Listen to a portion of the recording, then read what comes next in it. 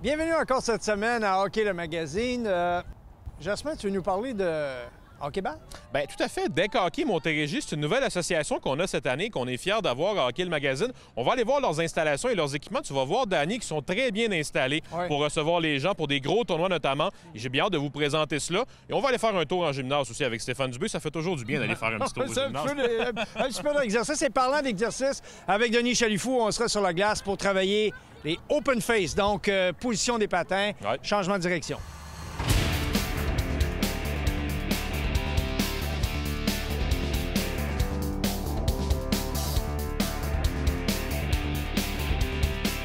Hockey le magazine vous est présenté par le Trio Hockey, Sport Rousseau, Hockey Expert et l'Entrepôt du Hockey, en collaboration avec l'Académie CCM, à fond avec l'Académie CCM et Deck Hockey Montérégie. L'expérience à son summum.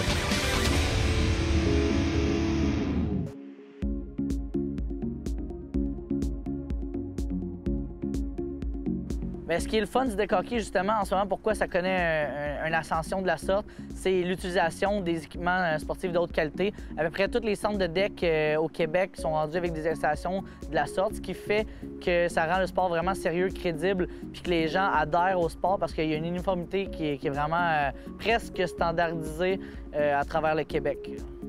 Donc, on utilise des surfaces professionnelles, des vraies bandes comme le hockey sur glace Ce qui est le fun, c'est qu'on peut prédire les rebonds. Donc, c'est important d'avoir des bandes de qualité. Même affaire pour le plancher. Le plancher est composé d'une tuile de plastique qui est vraiment haute performance. Là. Il y a eu beaucoup d'avancées technologiques par rapport aux tuiles parce qu'eux autres aussi, pourquoi on appelle ça le deck, c'est que dans le fond, c'est le même principe que les ponts. C'est prévu pour prendre de l'expansion. Avec le soleil, ça emmagasine la chaleur. Ça prend de l'expansion, donc c'est vraiment comme un plancher vivant. Ça s'étend, puis c'est pour ça que c'est important d'avoir des surfaces de qualité pour empêcher justement que ça vienne s'accoter sur des objets puis que ça vienne waver, puis que là, on a des bulles sur la surface. On ne connaît pas ça. En dessous des surfaces, on utilise soit de la poussière de roche, soit du béton, soit de l'asphalte, mais c'est important d'avoir une surface qui est nivelée pour justement éviter les blessures, surtout contrôler les rebonds sur les surfaces et puis d'avoir un sport qui est vraiment de haut niveau. La particularité au deck hockey des buts, c'est qu'ils sont plus petits. Donc, sur glace, les standards, c'est 4 pieds par 6 pieds. Au deck hockey, nous, on joue avec 4 pieds par 5 pieds. Ça, c'est pas mal standard partout au Québec. Ça laisse pas beaucoup de place parce que les gardiens sont gros d'un filet. Mais par contre, la balle, elle voyage vraiment plus rapidement qu'une rondelle. Puis c'est surtout, on peut mettre de l'effet dans la balle, ce qui fait en sorte qu'elle peut avoir des courbes. Fait que ça rend ça difficile pour les gardiens, finalement, là, de voir la balle passer aussi rapidement. Là. Au niveau de l'équipement, pour les joueurs, il y a différents types d'équipements. On a des casques adaptés au deck hockey, on a des gants adaptés au deck hockey. Et puis, on a les jambières, qui ont eu beaucoup d'évolution. Ils respirent plus, sont plus petites. Mais sont aussi performantes parce que la balle qu'on utilise pour le deck hockey, elle contient du gel dedans ou de l'eau selon les endroits. Et puis ça fait en sorte qu'elle ne rebondit pas comme une Super Ball. Ça fait vraiment comme des petits bonds, puis elle reste au sol. Mais ça fait aussi qu'elle est un peu plus lourde. Fait que quand il y a des lancers, ça fait mal. C'est sûr que ça pince quand tu le reçois. Mais les équipements sont vraiment bien adaptés. Il y a deux grands équipementiers de deck hockey ici au Québec avec qui nous, on fait affaire au deck hockey Montérégie. C'est la compagnie Napper et puis la compagnie Legend Ball Hockey Gear qui sont vraiment les spécialistes du deck hockey. Ils se spécialisent que là-dedans. Ce qui fait en sorte que les équipements sont vraiment adaptés aux joueurs. Ça a été créé par des joueurs, pour des joueurs. Quand il pleut, on n'arrête pas de jouer. C'est un sport qui joue beau temps, mauvais temps, un peu comme le soccer, le football, les compagnies, tous les sports qui jouent à l'extérieur, le baseball. Par contre, comme on joue sur une surface de plastique, ça peut devenir extrêmement glissant. C'est pour ça que les entreprises, les équipementiers du Québec ont pensé à ça, qui ont créé des chaussures pour jouer sur un type de surface de plastique qui empêche de glisser. C'est pas à 100 %, mais par contre, comme au moins 90-95 %, personnellement, je joue avec des souliers de pluie. Et puis, on a l'impression de jouer au sec, tout simplement. Donc, même s'il pleut, on n'arrête pas de jouer, on continue. Et puis, ça permet de ne pas reporter dans le temps, tout le temps, les matchs qui se jouent dehors. Là. Ici, au deck hockey Montérégie, on joue de jour comme de soir, donc c'est important d'avoir un bon éclairage.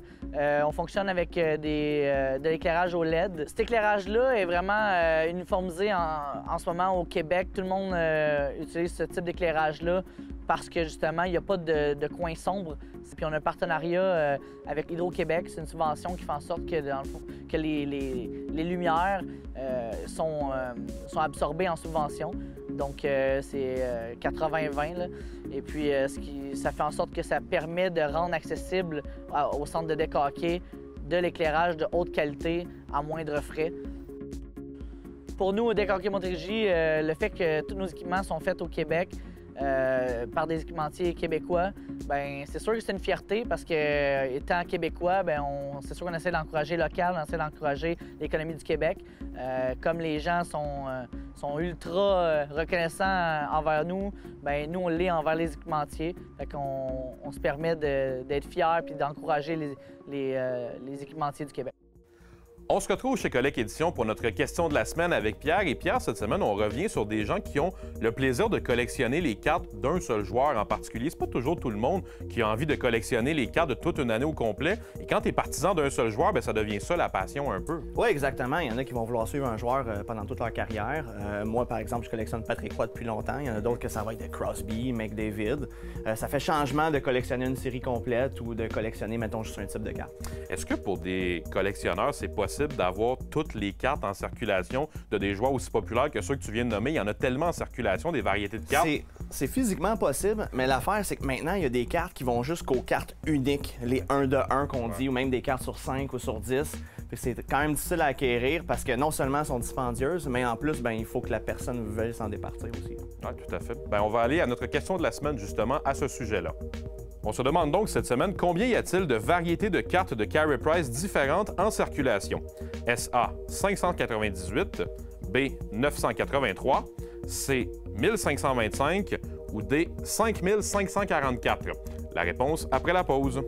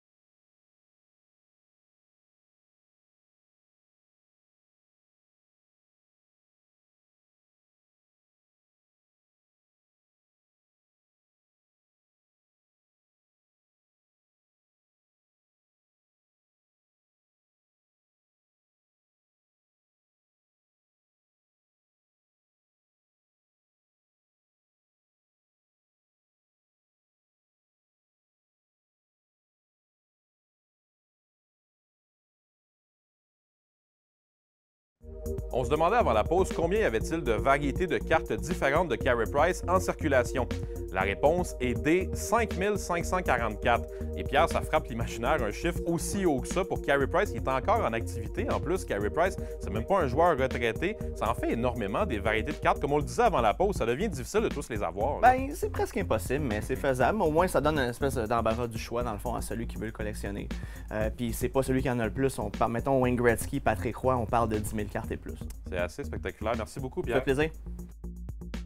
On est de retour cette semaine au Centre Perform Plus de Boisbriand avec Stéphane Dubé pour une autre capsule d'entraînement. Et Stéphane, cette semaine, on va se concentrer non pas seulement sur les mouvements latéraux, mais vraiment sur les croisements, une situation qui arrive évidemment énormément en match. Effectivement, souvent, c'est une situation qui arrive très souvent dans un match. On a juste à penser, tu t'en vas au filet, tu débordes le défenseur, tu vas avoir un croisement pour déborder le joueur, mais la force de ton croisement est très importante parce que tu vas aller chercher de la vitesse. Important de le recréer en gymnase. Ouais. Fait qu'on va avoir des éducatifs pour améliorer la force explosive et la puissance. Fait qu'on va avoir 3 éducatifs. Est-ce que la manière avec laquelle tu travailles des mouvements simplement latéraux et ceux des croisements, est-ce que c'est très différent? Est-ce que c'est complètement des programmes différents? Un petit peu différent, oui, mais c'est surtout les deux sont complémentaires l'un à l'autre pour vraiment aller chercher ta force explosive quand tu es en accélération et aussi quand tu es en croisement. Parce que c'est important. Trop souvent, je vois des joueurs qui vont venir déborder le défenseur et qui perdent de la vitesse quand ils se mettent à croiser. Donc aujourd'hui, c'est vraiment de travailler cette composante-là pour avoir le maximum de force et le maximum de vitesse dans ton croisement. Et c'est Nathan Légaré qui sera encore avec nous pour regarder ces exercices. Comme premier exercice, on va travailler un mouvement de croisée avec résistance.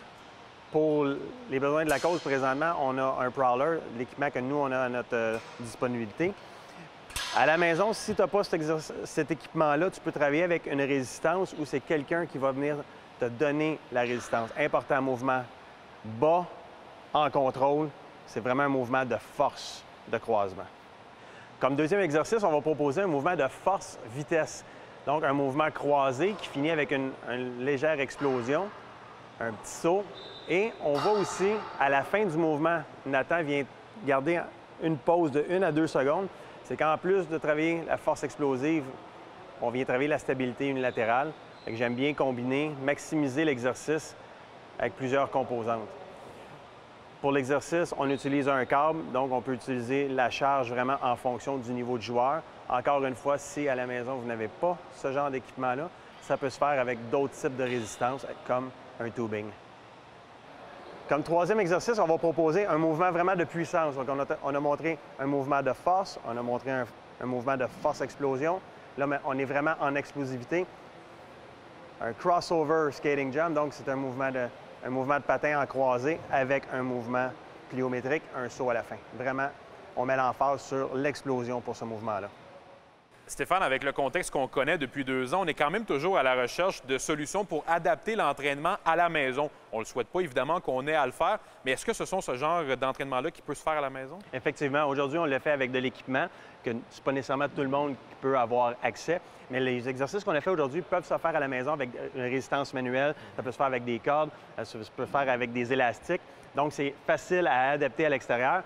Donc, ça peut se faire à la maison ou dans un parc. C'est quelque chose qui est facile à adapter, puis c'est important de les faire aussi. Je te souhaite qu'on n'ait pas à les adapter à la maison et qu'on puisse rester en gymnase pour les prochains mois, les prochaines années. Je me le souhaite aussi.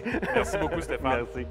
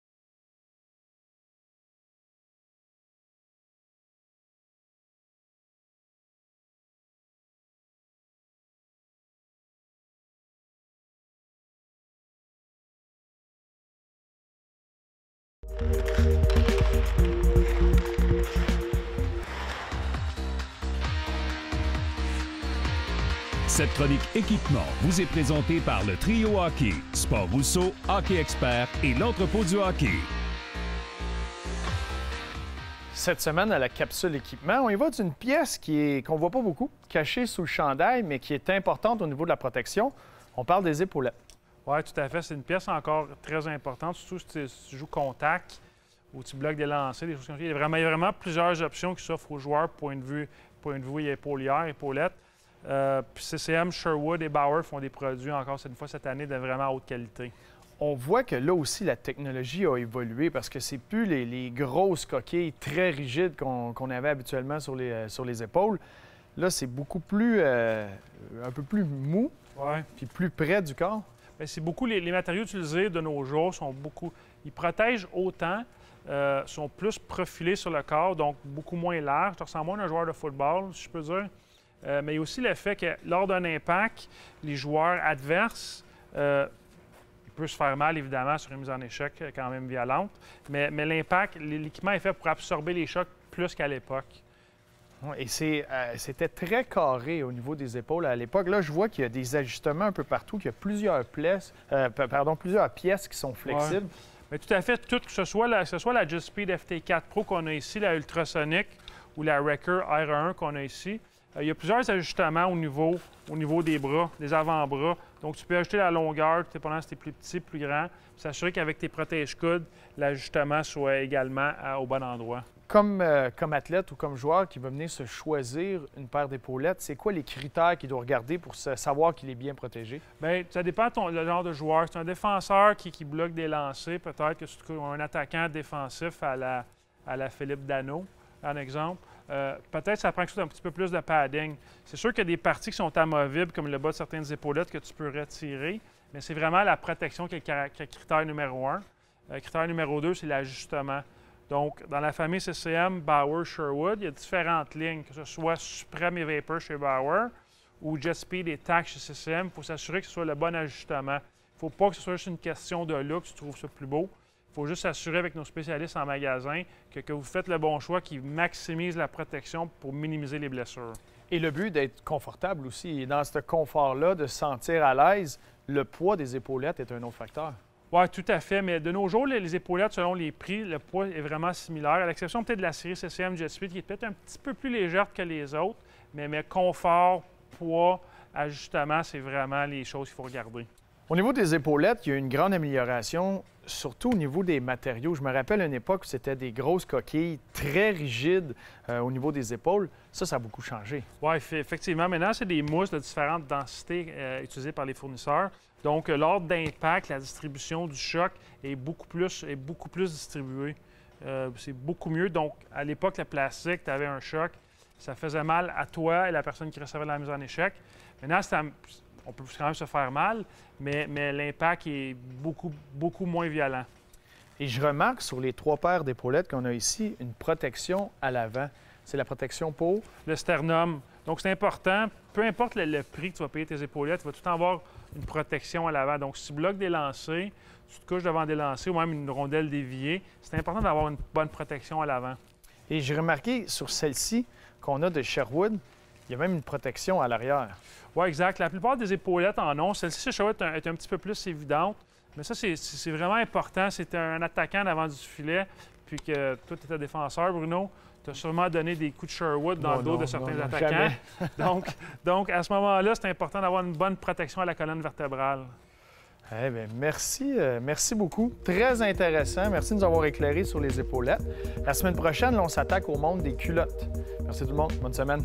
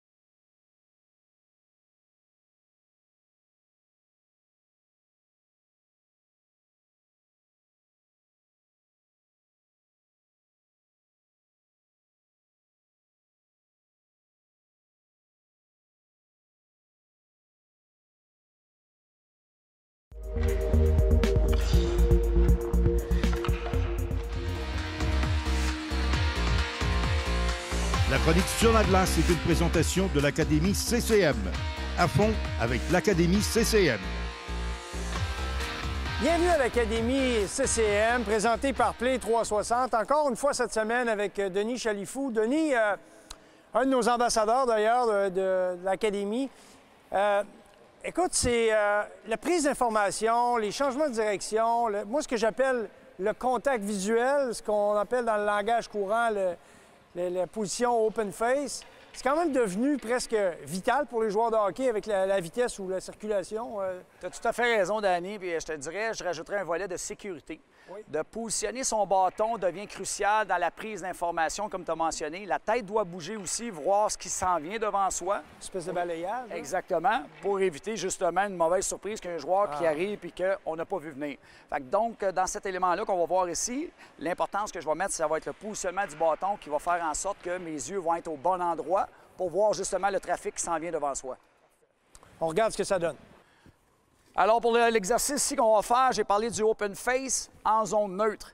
Ce qui est important, c'est le positionnement du bâton. Le focus de cet exercice-là, comme j'ai mentionné, là, on veut prendre le centre, mais ça va être d'aller placer le bâton dans la bonne direction. Moi, je fais une transition en zone neutre, je m'en viens lancer ici au filet. Je veux placer mon bâton devant moi.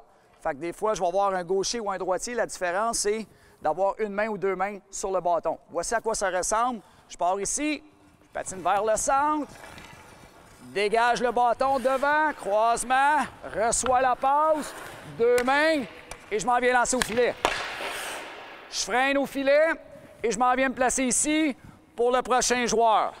Et toi, tu vas aller te placer là-bas, on fait la rotation comme ça. C'est bon? Excellent. Position de base, une main sur le bâton, go! Viens-t'en dans le centre. Croisement, deux mains sur le bâton, vitesse, vitesse, vitesse, bonne passe. Super. Là, on va se placer. Good. Max, Max, go. Fais la passe, mon Elliott. Une main. On vient ici, mon Max. Max, Max, Max, Max. On arrête. Laisse-toi ici, Elliott. Très, très, très important. Je veux qu'on comprenne une chose. Le droitier, Max, on ne peut pas être timide d'arriver ici, Maxime, d'avoir le bâton prêt comme ça. Moi, je veux donner une cible facile aux joueurs. Donc, je dois dégager mon bras le plus loin possible pour lui montrer où que je veux la cible. Plus que la cible est loin, plus ça va être facile au passeur de recevoir cette passe-là. D'accord? Fait que dégage le bâton, dégage la main. On prend ça du début, mon Max. On accélère ça. Go!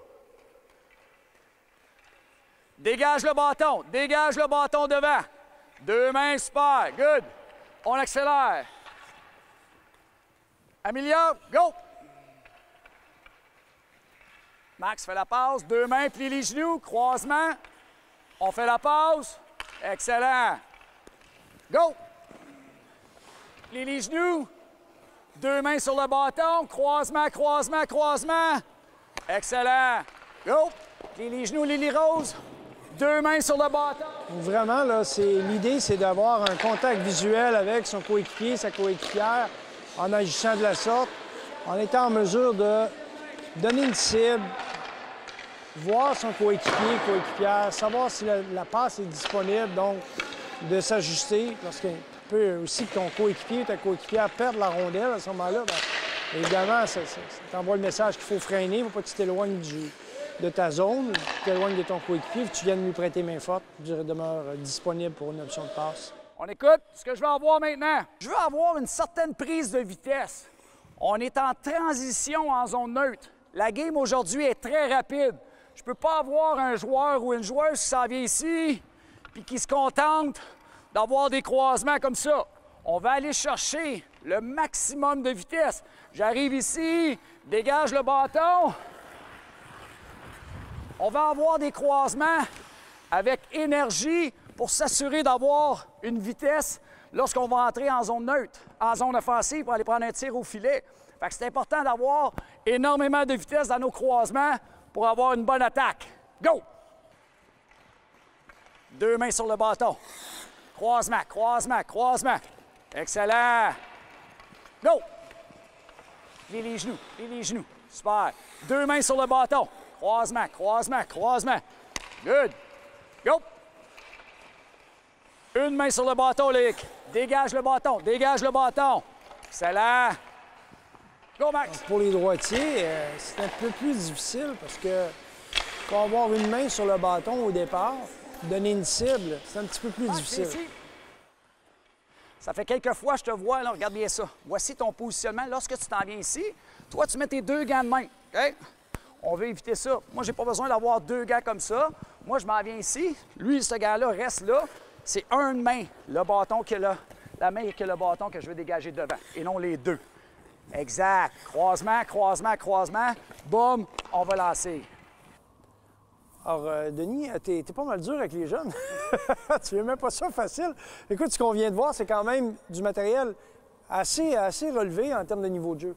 Tu as tout à fait raison, Danny. Il y a beaucoup d'éléments dans cet exercice-là. Puis, effectivement, tu as raison. Lorsqu'on s'en vient ici, le positionnement du bâton, avoir une vitesse croisement arrière, prise d'information, bonne réception de passe, il y a énormément d'éléments qui sont dans l'exercice. Par contre, on s'est quand même relativement bien débrouillé, mais il faut y aller une étape à la fois. Moi, je voulais mettre vraiment l'emphase sur le positionnement du bâton qui va nous permettre d'avoir justement une bonne prise d'information, voir ce qui s'en vient devant soi. Fait que vous pouvez même aller travailler ça à l'extérieur.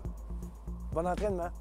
Oh, ben, Jasmin, ça passe toujours vite. Hein? Ben, tout à fait. Mais on peut se donner un rendez-vous pour la semaine prochaine. Bien, tout à fait. La semaine prochaine, on va retourner voir Stéphane Fournier, physiothérapeute qu'on a découvert il y a quelques émissions. On va le revoir pour une 2e fois maintenant dans notre émission. Et on va également s'entretenir avec Marc-André Dumont, un entraîneur-chef québécois émérite qui s'implique beaucoup au niveau du hockey Midget 3 également. Il va vous en parler la semaine prochaine. De ton côté?